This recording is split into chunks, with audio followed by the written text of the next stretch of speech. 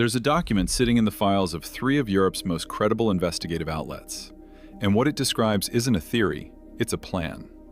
Russia and China have been meeting in secret, exchanging classified military presentations, and building a joint strategy to take down the most important military communications network on the planet.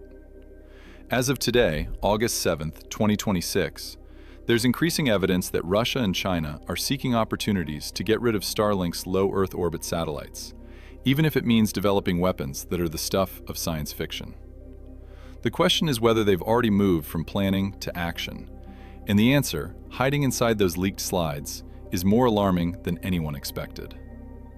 On July 9, 2026, The Insider, Der Spiegel, and Le Monde published a joint investigation based on a cache of confidential Russian-Chinese military technical documents. The documents don't describe a vague aspiration. They describe cooperation across 5 major defense sectors, with one presentation devoted entirely to measures aimed at countering Starlink. But here's what makes the leak extraordinary, and we'll get to this near the end, because one detail in those slides changes how you read everything else about the partnership entirely. First, what has Starlink actually become? Because the answer is exactly why Moscow and Beijing are this desperate to kill it. With approximately 10,400 satellites in low Earth orbit as of June 2026, SpaceX's network covers nearly 160 different countries and territories, while delivering low-latency communications of 20 to 40 milliseconds. That speed advantage is military-grade. Its potential for military use, until recently, was downplayed by many in the industry, but it has formed the backbone for communications for Ukraine in the ongoing Russia-Ukraine war, earning it the fury of the Russian government and renewed focus from China. The battlefield impact has been decisive. The satellites have become ground zero for military efforts in Ukraine, offering critical ways to connect troops, coordinate drone strikes, and push real-time intelligence to the front line. China's military was genuinely surprised by Starlink's extensive use in Ukraine, and that surprise heightened the urgency to build a response. When you're watching a commercial broadband product dismantle your ally's army in real time, you pay attention. So what triggered the secret planning? The answer lies in a conference room in Guangzhou in November 2023, and the world only learned about it this July. The joint investigation is based on documents including 4 presentations delivered at the 3rd China-Russia Forum on Military Technical Cooperation, held in Guangzhou, China, in November 2023.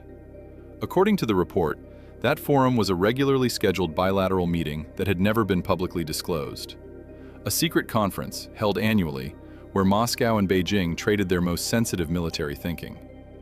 The Insider reported 4 presentations associated with that November 2023 forum in Guangzhou and a 10-page bilingual working protocol signed in Moscow on June 5, 2023.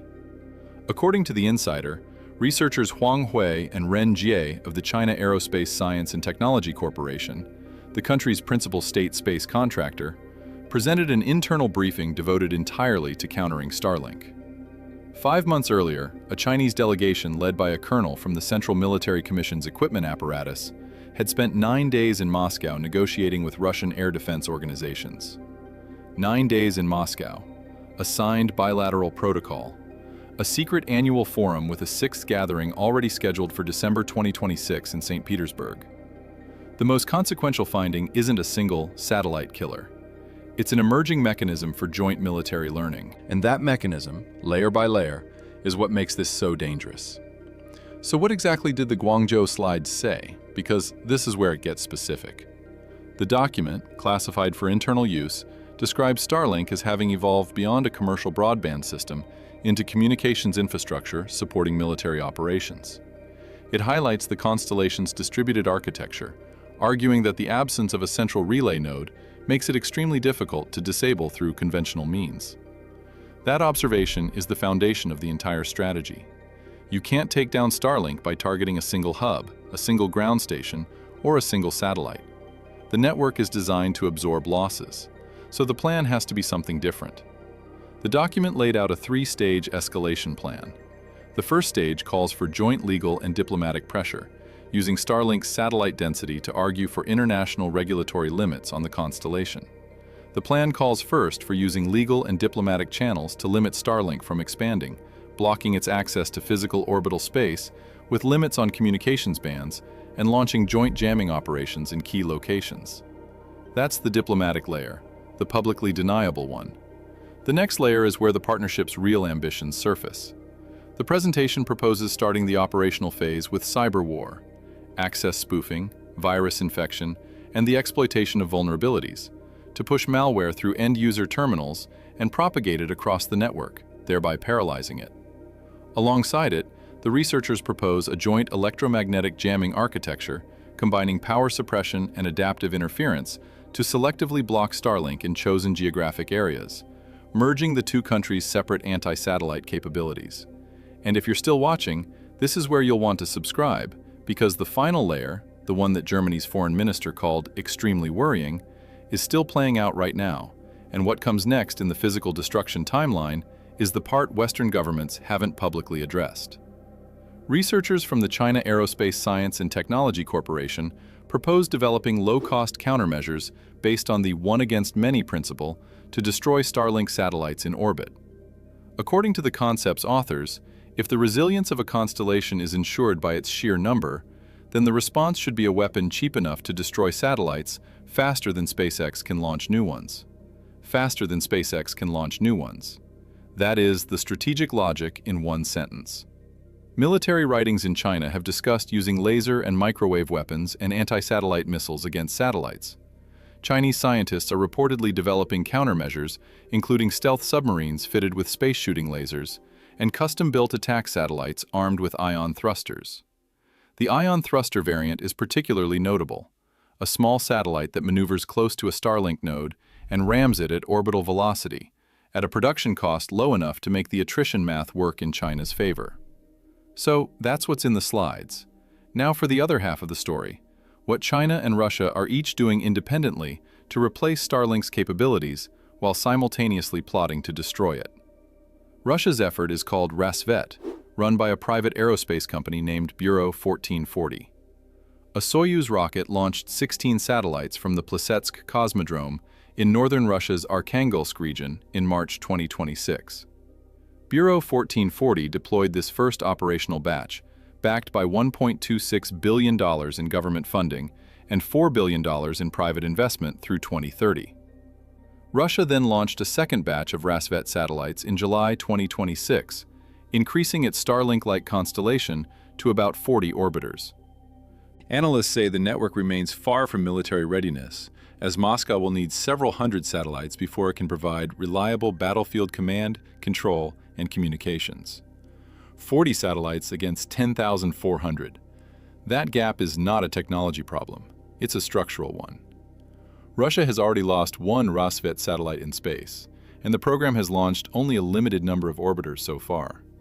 This is precisely why the leak about the secret forums matters so much. Russia can't build its way to parity with Starlink in any reasonable time frame. So Moscow's answer isn't to race, it's to destroy. The Rasvet program is the fig leaf of domestic capability. The Guangzhou presentations are the real strategy. China's parallel effort is a different story in scale, even if it's still a distant second to SpaceX. China is deploying two massive low-Earth orbit broadband constellations, Guowang, meaning national network, and Qianfan, meaning thousand sails, totaling over 28,000 planned satellites. As of mid-2026, more than 350 satellites have been launched across both programs, with deployment accelerating rapidly.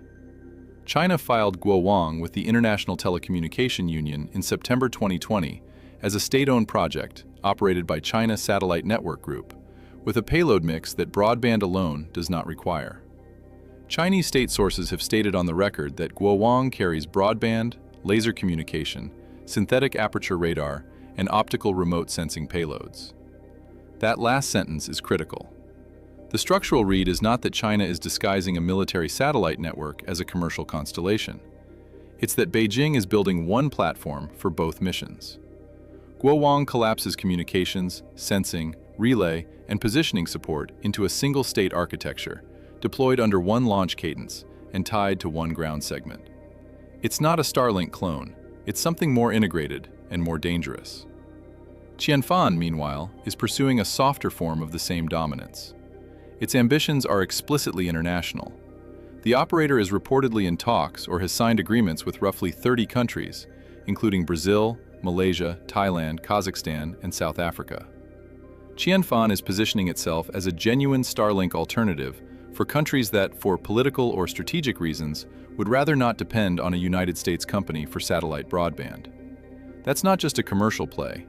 These programs serve multiple objectives: securing orbital spectrum before Western constellations fill available slots, building sovereign communications independent of Western networks, offering broadband to Belt and Road Initiative partners, and driving development of China's commercial launch industry. Spend a moment absorbing what that means. While China and Russia are secretly planning to destroy Starlink in a conflict, Beijing is simultaneously signing broadband deals across the developing world, building the infrastructure dependency that would make those countries vulnerable to a future Chinese kill switch on their own communications. A note of balance is required here. China and Russia have both officially denied the findings from the joint investigation. Chinese and Russian authorities have jointly denied the findings, and European officials are reportedly evaluating potential sanctions against Beijing in response. Beijing's public position has consistently been that Starlink poses a safety risk because of orbital congestion, not because it's a military tool. Beijing's representative at a United Nations Security Council event cited several incidents including near collisions between Starlink satellites and the Chinese space station in 2021. There's a real argument to be made that Starlink's density does present orbital crowding problems. Yet the leaked documents don't describe a safety concern. They describe a weapons program with a timeline and named researchers. European intelligence services have independently concluded that the Chinese military secretly trained about 200 Russian personnel in China in late 2025, a finding reported by Reuters in May. Le Monde's co-publication adds that the December 2024 gathering in Yekaterinburg included senior military and defense industry participants, conducted under unusually strict secrecy, with attendees instructed not to speak to the press or disclose any information. This isn't one leaked document from one disputed source. It's a convergence of reporting from multiple outlets, corroborated by European intelligence services, pointing to the same conclusion. Now for the detail hidden inside those Guangzhou slides that changes how you read the entire partnership. The investigation exposes a bargain: Russian battlefield experience in exchange for Chinese technology, allowing the Kremlin to counter Ukrainian drone attacks while preserving Beijing's ostensible neutrality. China gets combat-proven data from a live war. Russia gets Chinese electronics, artificial intelligence, and manufacturing scale. Beijing's support of the Russian war effort turns out to be significantly greater than was previously known. Chinese experts have advised Russia on building a factory for the mass production of kamikaze drones and have helped construct a network that lets Russian troops at the front reach the internet after Starlink cut off service to unregistered users on Ukrainian territory in early 2026, effectively disabling the terminals formerly used by occupying Russian soldiers. That final detail is the one that reframes everything. Starlink itself already moved against Russia on the ground. In early 2026, after SpaceX introduced a verification system to block unauthorized terminals operating inside occupied Ukraine, United States intelligence attributed battlefield advances by Kyiv at the time directly to the Starlink verification and blockage, disrupting Russian military communications. Russia's answer to that wasn't to accept the defeat. It was to ask China to build a replacement battlefield internet, something that carries no Western verification requirements and can't be switched off by Elon Musk. The same files point to a broader bargain.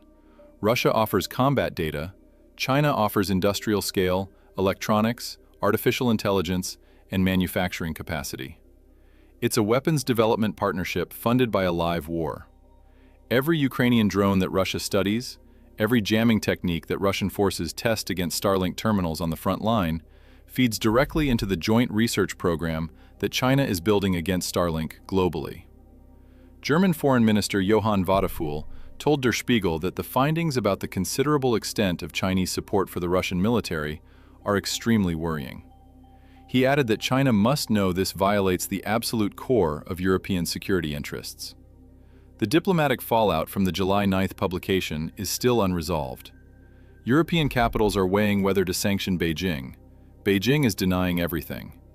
and the 6th China-Russia Military Technical Cooperation Forum is scheduled to convene in Saint Petersburg before the year is out.